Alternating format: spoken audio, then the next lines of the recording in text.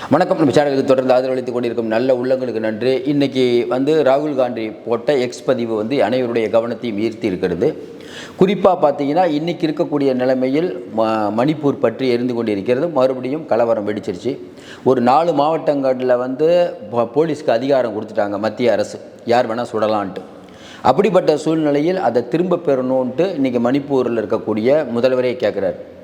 மணிப்பூர் முதல்வர் அவருடைய வீடே தாக்க முயற்சி பண்ணியிருக்காங்க. அதையும் தாண்டி அங்கே இருக்கக்கூடிய எம்எல்ஏக்கள் 2-3 பேரோட வீடு, ஊரடங்கு உத்தரவு, இணையதளம் எல்லாம் போயிடுச்சு. இப்படிப்பட்ட சூழ்நிலையில் பிரதமர் இப்போ வெளிநாட்டில் இருக்கார். அனைவரும் இன்றைக்கி இறங்கிட்டார்.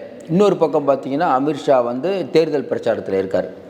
இப்படிப்பட்ட சூழ்நிலையில் நிதின் கட்கரி ஒரு பக்கம் 10,000 முஸ்லீம்களை வச்சுக்கிட்டு நான் உங்களுக்கு இன்னும் நிறையா சேவை செய்கிறேன், என் மேலே நம்பிக்கை இருந்தால் எனக்கு ஓட்டு போடுங்க, நான் ஜாதி அரசியலில் ஈடுபட மாட்டேன் அப்படின்னு அவர் சொல்கிறது இன்றைக்கி கொஞ்சம் பிரச்சனையாக இருக்குது. ஏன்னா பட்டேங்கே தோ கட்டேங்கேன்னு ஒரு பக்கம் ஒன்றா இருந்தால் சேஃபாக இருக்கலாம் அப்படின்ட்டு நம்ம பிரதமர் மோடி, உள்துறை அமைச்சர் அமித்ஷா இவர்கள்லாம் பேசிகிட்டு இருக்கும்போது, இன்னொரு பக்கம் அங்கே மிகப்பெரிய ஒரு சக்தியாக இருக்கக்கூடிய நிதின் கட்கரியுடைய வார்த்தை மோடியை மறுபடியும் சீன்றாரா?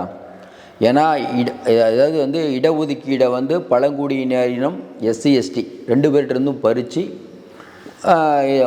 பிஜேபி இதில்கிட்ட கொடுத்துருவாங்க, நம்ம முஸ்லீம்கிட்ட கொடுத்துருவாங்க அப்படின்னு மோடி சொல்கிறாரு. இவரும் சொல்கிறார் நம்ம அமித்ஷா.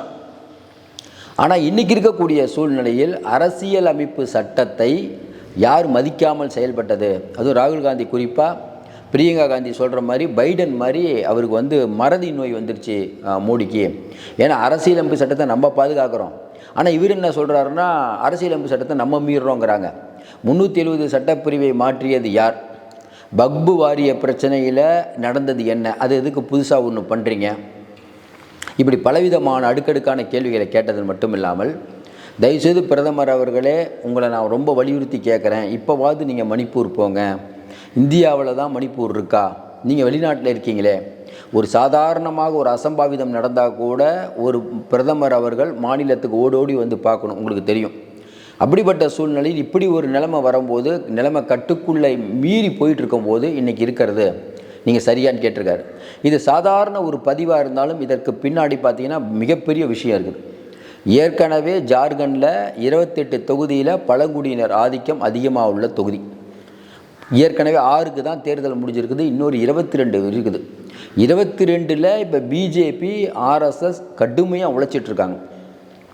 அப்படிப்பட்ட சூழ்நிலை இன்றைக்கி இந்த மாதிரியான ஒரு விஷயம் ராகுல் காந்தி போட்டு நேற்று அந்த பதட்டம், குக்கி மெய்த்தியின மக்களுடைய பதட்டம் பார்த்து இந்த வீடியோ வைரல் ஆகிட்டு இருக்கும்போது அங்கே இருக்கக்கூடிய பழங்குடியினர் ஓட்டு யாருக்கு கிடைக்கும்?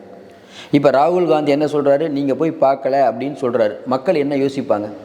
நான் ஆள்றது அங்கே பிஜேபி அரசு, சென்ட்ரல்லையும் பிஜேபி இருக்கீங்க. அப்போ தொடர்ந்து நமக்கு தெரிஞ்சு ஒரு 1.5-2 வருஷமாக இன்றைக்கி தொடர்ந்து இந்த மாதிரியான ஒரு பிரச்சனை நடந்துகிட்ருக்குது 2 சமூகங்களுக்கு மத்தியில். இந்த 2 சமூகங்களுக்கு மத்தியில் இந்த அளவுக்கு ஒரு பதட்டத்தை உருவாக்கியது யார்? காங்கிரஸ் இத்தனை ஆண்டு காலம் ஆட்சி பண்ணது, அப்போல்லாம் அந்த பதட்டம் வரலையே. நக்சலைட்டு வருவாங்க, சண்டை போடுவாங்க, முடிஞ்சிடும். ஆனால் இன்றைக்கி அந்த மணிப்பூருங்கிற சின்ன ஊர் இன்றைக்கி இந்தியா முழுக்க பேசப்படக்கூடிய, உலகம் முழுக்க பேசப்படக்கூடிய ஊராக மாறினது எப்படி? பிஜேபி ஆட்சிக்கு வந்த பிறகு தான் இந்த அளவுக்கு ஒரு அட்டூழியங்கள் நடக்கிறது. பிஜேபியுடைய எம்எல்ஏக்களை அவங்க வீடு மக்களுடைய கடும் போராட்டத்தில் அடித்து போகிறாங்க. உள்துறையை கையில் வச்சுட்ருக்க அமித்ஷா என்ன பண்ணுறாரு?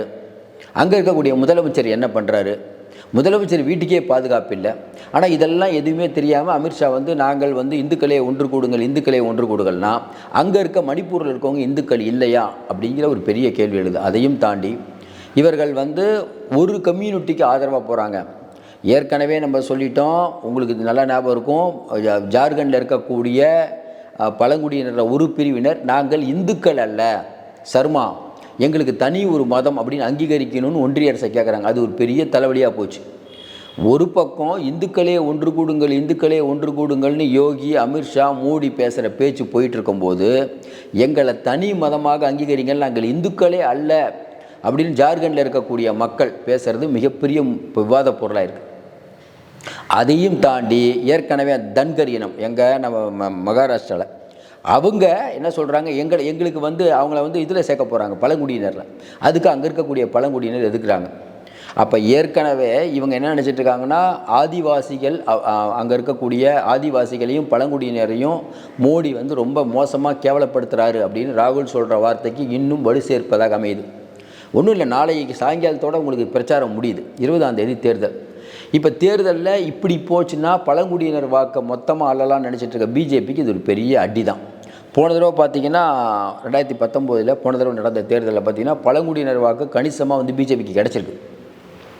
அது இந்த தடவை வாஷ் அவுட் ஆகக்கூடிய நிலைமைக்கு வந்துருச்சு. இன்றைக்கி இதை எப்படி தடுக்க போகிறாங்கன்னு தெரில. ஏன்னா பிரதமர் மோடி இங்கே இருந்தாலாவது ஒரு ஷோக்காவது மணிப்பூரை பற்றி பேசியிருப்பார். இப்போ அவர் அங்கே இருக்கார்.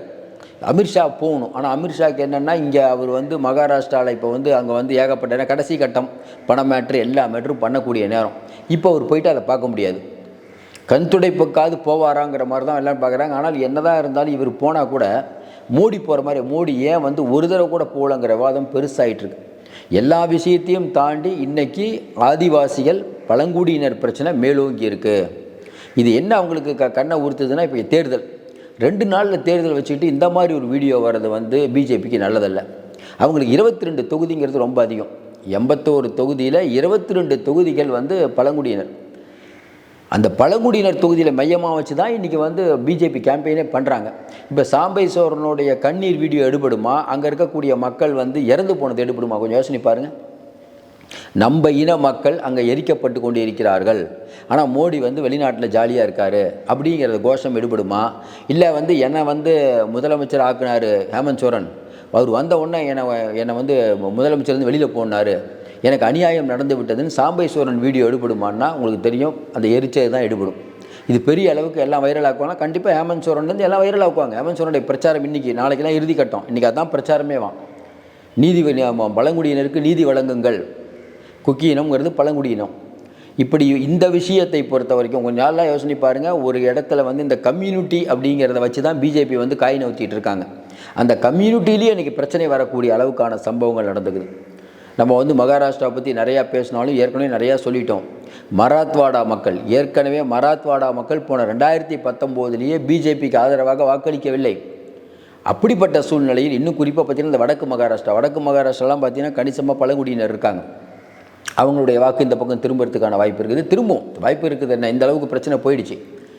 அப்போ ஒவ்வொருத்தரும் ஒவ்வொரு கோஷம். நம்ம ஏற்கனவே சொன்ன மாதிரி லடுக்கி பெகன் திட்டத்தில் ஷிண்டே வந்து நான் தான் காரணங்கிறாரு, அஜித் பவார் நான் தான் காரணங்கிறாரு, ஃபட்னாவிஸ் நாங்கள் தான் பணம் கொடுத்தங்கிறாரு. 3 பேர் 3 குழப்பம். அதான் ராகுல் காந்தி தெளிவாக சொல்கிற மாதிரி 1500 வேணுமா 3000 வேணுமா டபுள் பங்கு கொடுக்குறோங்கிறது பெருசாக எடுபட்டுருக்கு. அதனால தான் லடுக்கி பெகன் திட்டத்தை பற்றி பெருசாகவே இப்போ பிஜேபி பேச மாட்டேது. அவங்க பேசுகிறதெல்லாம் இந்துக்களே ஒன்று கொடுங்கள் தான். அந்த ஒன்று கூடுவார்களா இந்துக்கள்ங்கிறதுல 1000 கேள்வி இருக்குது. ஏற்கனவே அசோக் சவான்லேருந்து பங்கஜ் முண்டாலேருந்து எல்லாம் சொல்லிட்டாங்க பிஜேபிக்காரங்களே. இல்லைங்க, இந்த விஷயம் வந்து யோகி பண்ணுறது தப்பு, அது அந்த ஊருக்கு எடுப்படும், இந்த ஊருக்கு எடுப்படாது. நேரம் நல்லா இல்லைன்னா எல்லாம் நல்லா அமையாதும்பாங்க. நமக்கு அது நம்பிக்கை இல்லை. ஆனால் கொஞ்சம் யோசனை பாருங்கள். இந்த பிரச்சாரம் மகாராஷ்டிரா பிரச்சாரம் ஆரம்பித்ததுலேருந்து பார்த்திங்கன்னா யோகியோடைய பிரச்சாரம் மக்கள்கிட்ட பெருசாக எடுபட்டுருக்குன்னு இவங்க சொன்னால் உடனே யோகியோடைய கவர்மெண்ட்டில் 10 குழந்தைங்க இறந்துட்டாங்க. அது ஒரு பெரிய செய்தி, இந்தியா முழுக்க செய்தியாச்சு. அப்புறம் வந்து இவர் ஏன் போகல, அங்கே கூட பார்க்க உள்துறை அமைச்சரோ யாரும் போகலங்கிற பெரிய பிரச்சனை இருக்குது. அதையும் தாண்டி இப்போ மணிப்பூர் பிரச்சனை மற்ற நேரத்தில் பண்ணால் இம்பேக்ட் இருக்காது. ஆனால் இந்த நேரத்தில் தேர்தல் நேரத்தில் கண்டிப்பாக இம்பேக்ட் இருக்கும். ராகுல் காந்தியோடைய பதிவும் அதை மேலும் வலியுறுத்துகிற மாதிரி தான் நமக்கு தெரியுது. எழுதி வச்சுக்கோங்க. வரக்கூடிய தேர்தலில் இதாகட்டும், ஜார்க்கண்ட் ஆகட்டும், மகாராஷ்டிரா. இப்போ என்னென்னா மகாராஷ்டிராவோட ஜார்க்கண்ட் அவங்களுக்கு கவலை. 22 தொகுதி போச்சே. ஏன்னா அங்கே இருக்கக்கூடிய மக்கள் உணர்வுபூர்வமாக இருப்பாங்க. நீங்கள் என்ன தான் நீங்கள் பணங்கன்னா கொடுத்தா கூட அவங்க சொந்த மக்களை வந்து எரித்த வீடியோலாம் வரும்போது எப்படி நீங்கள் சாதாரணமாக எடுத்துக்குவாங்க? இப்போ ஜார்க்கண்டில் இருக்க எல்லா தொலைக்காட்சியிலும் இதான் ஓடிட்டுருக்குது. பிரச்சனை பெருசாகிடுச்சிங்க, கைக்கு மீறி போயிடுச்சு. இப்போ என்ன சிக்கல்னா, நாளைக்கு ஒரு நாள் தான். நாளைக்கு ஒரு நாளில் என்ன நீங்கள் மேக்கப் பண்ண போகிறீங்க? இப்போ என்ன சிக்கல்னா, இன்றைக்கி வந்து ஊர் கட்டுப்பாடு நிறையா போட்டாங்களாம் பிஜேபியினர் உள்ளே விடக்கூடாதுன்ட்டு. இந்த எரிச்சதுக்கு மணிப்பூர் பிரச்சனைலாம் அங்கே பெருசாக கோஷம். ஹேமந்த் சோரன் இயற்கையாக அதை எழுப்பாமையாக இருப்பார். கல்பனா சோரன் வேறு, இவங்கெல்லாம் எழுப்ப போகிறாங்க. இன்றைக்கி ஒரு பெரிய பேரணி இருக்குது ஹேமந்த் சோரனில். அதில் மைய கருத்தே பார்த்திங்கன்னா பழங்குடியினரை பாதுகாப்போம் அப்படின்ட்டு. இன்றைக்கி மத்தியானம் நம்ம அட்ரஸ் பண்ணுவோம் அதை பற்றி. அதனால் இன்றைக்கி இருக்கக்கூடிய சூழ்நிலையில் மணிப்பூர் விஷயம் மற்ற நேரத்தில் கவனம் பிரச்சனை இல்லாத இந்த தடவை வந்து இவங்க 2 ஆட்சியும் போகக்கூடிய நிலைமைக்கு வரப்போகுது. அதுதான் நிதர்சனமான உண்மை. நம்ம ஏற்கனவே சொன்ன மாதிரி மாலி சமூக மக்களாகட்டும், குன்மி சமூக மக்களாகட்டும், இவங்க யாரும் இந்த தடவையும் இவருக்கு வாக்களிக்க தயாராக இல்லை. பொறுத்திருந்து பார்ப்போம். மீண்டும் சந்திப்போம். நன்றி, வணக்கம்.